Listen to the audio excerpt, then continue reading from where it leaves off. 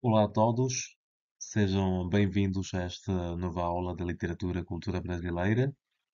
Hoje vamos começar juntos uma viagem pela história, mas também pela literatura brasileira, através de uma obra que, sem dúvidas, é uma das mais impactantes do século XX, Vidas Secas, de Graciliano Ramos. Mas antes de falarmos da obra em si, precisamos entender o que estava a acontecer no Brasil naquele momento. Porque Vidas Secas não é apenas um romance sobre uma família pobre do sertão brasileiro. É um grito literário contra, vamos dizer, a injustiça, a opressão e o abandono da parte do Estado.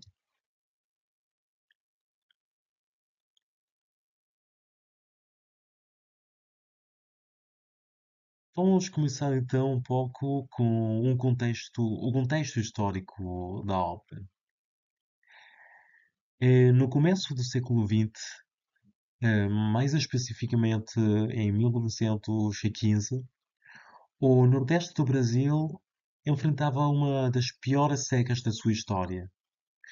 Uma seca que foi devastadora e que afetou diretamente a vida de milhões de famílias, do sertão.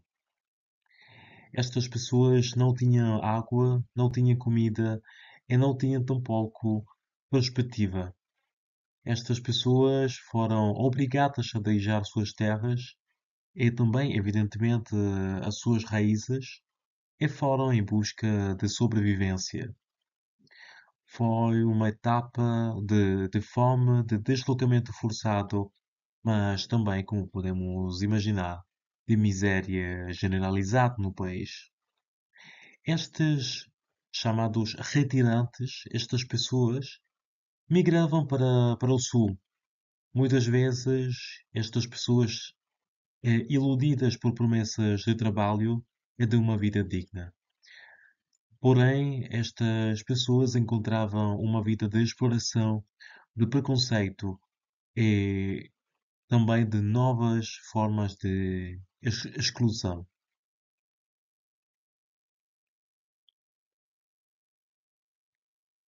Enquanto isso, algumas décadas depois, em 1937, Getúlio Vargas instituiu o Estado Novo, um governo absolutamente autoritário é implantado por meio de um golpe de Estado. Este regime durou até o ano 1945 e ficou marcado pela censura, pela repressão política, pelo nacionalismo exagerado, mas principalmente pela perseguição a intelectuais e artistas que ousavam criticar o sistema.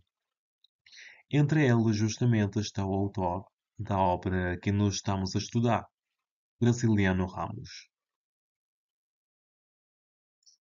Mas então, quem foi Graciliano Ramos? Este, este autor brasileiro nasceu em Alagoas no ano 1892. Ele foi jornalista, político, diretor de instrução pública e também preso político.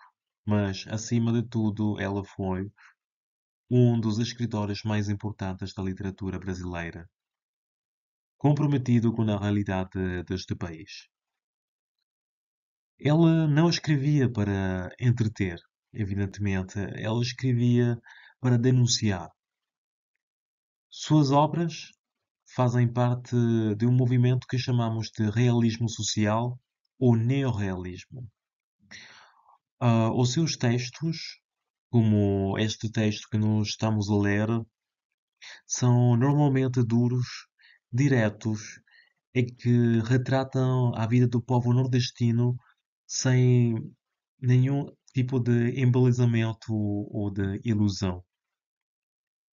A obra Vidas Secas Esta obra, publicada em 1938, é o exemplo mais famoso desta postura crítica, mas também engajada do autor alagoano. Mas agora vamos falar um bocadinho sobre a obra, sobre Vidas Secas, deste autor. Este livro conta uma história das mais interessantes, mas ao mesmo tempo mais duras, da época da seca no Brasil. O livro conta a história de uma família sertaneja, composta por Fabiano, Sinha Vitória, os dois filhos que não têm nome, e também a cadela Baleia. Esta família tenta escapar da seca, da pobreza extrema, num ciclo repetitivo de deslocamento, de sofrimento e também de frustração. É interessante, então, observar que os capítulos da obra têm uma estrutura fragmentada. Esta obra não tem um tempo cronológico.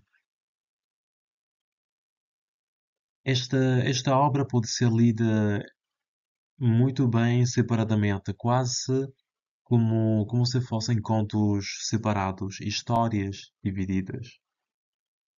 Isto reforça a sensação de circularidade, a ideia de que os personagens caminham, mas não saem do mesmo lugar. O primeiro capítulo se chama Mudança. É o último, também mostra a família partindo novamente, como se nada tivesse mudado. Esta estrutura é muito particular porque é cíclica. É justamente uma metáfora muito poderosa da estagnação, poderíamos dizer, social que Graciliano Ramos quer mostrar. Agora vamos falar um pouco sobre a técnica, ou as técnicas narrativas, desta obra. Já falámos desta circularidade tão importante e tão central da obra, mas vamos analisar as técnicas narrativas, deste autor.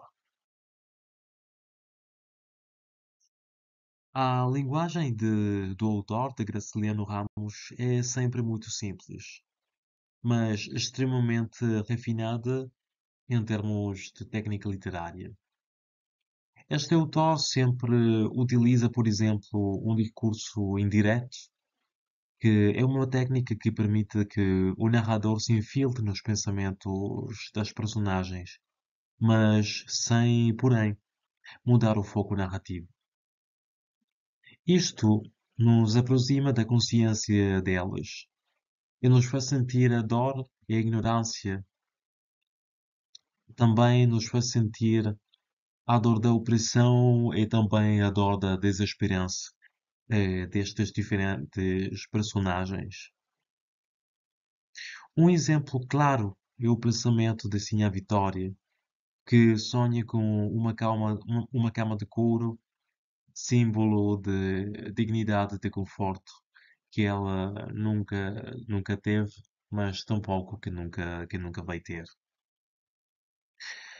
A personagem de Fabiano, uma personagem rude, analfabeta, que se sente inferior aos homens instruídos. Esta personagem é uma crítica direta à falta de acesso à educação, que é usada como instrumento de dominação. Neste caso, podemos ver que em cada personagem existe uma forte crítica social, mas também filosófica.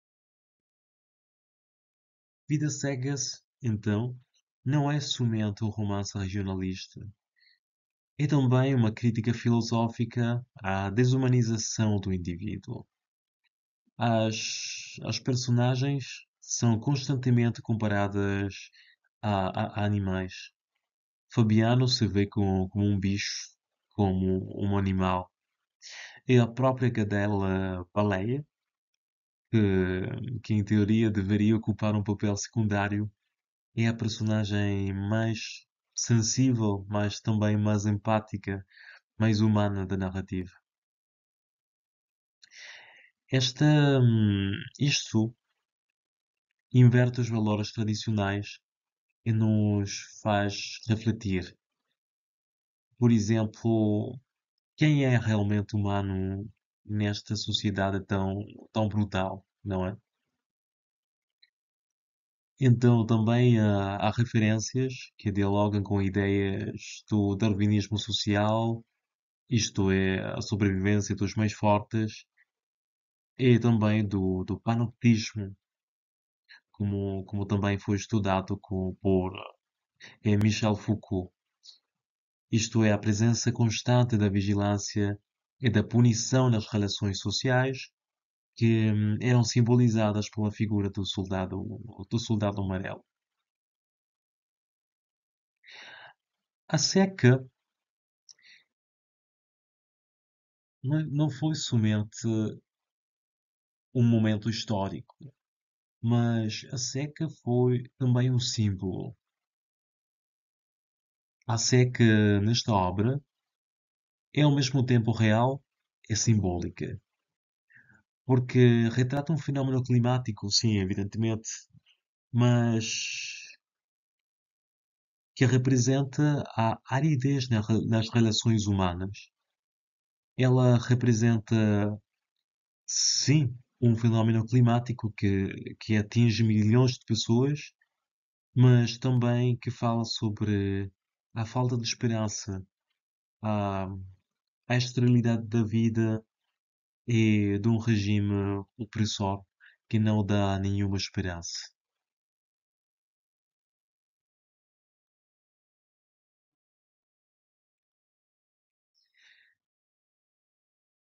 Graciliano Ramos faz parte de um movimento regionalista modernista. É por isso que nós dizemos que Vidas Secas é parte justamente do movimento modernista que buscava dar voz às regiões marginalizadas do Brasil, especialmente o Nordeste, em contraposição à hegemonia cultural do Sudeste, especialmente das grandes cidades como São Paulo e Rio de Janeiro.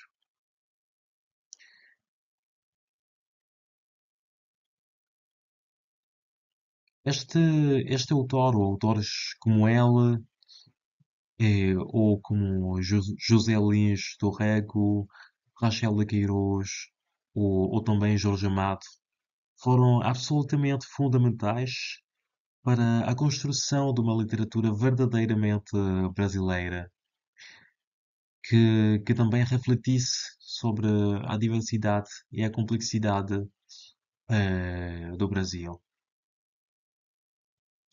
Mas vamos tentar compreender porque é que seria necessário lermos Vidas Secas.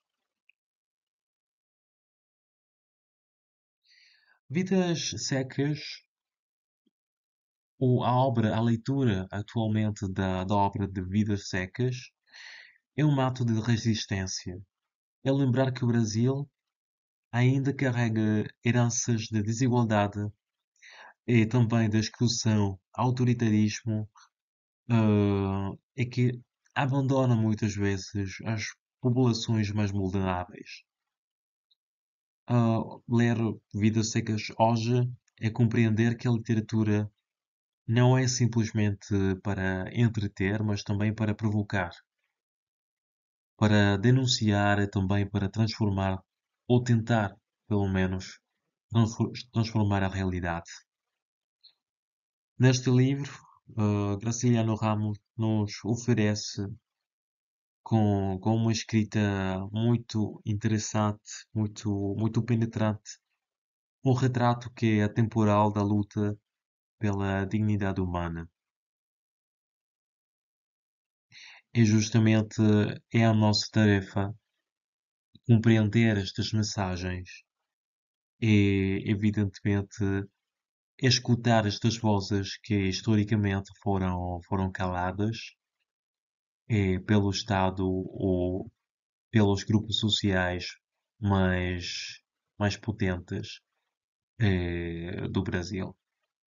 Então, nós, como leitores, como professores, como estudantes, devemos ser quem escute essas vozes.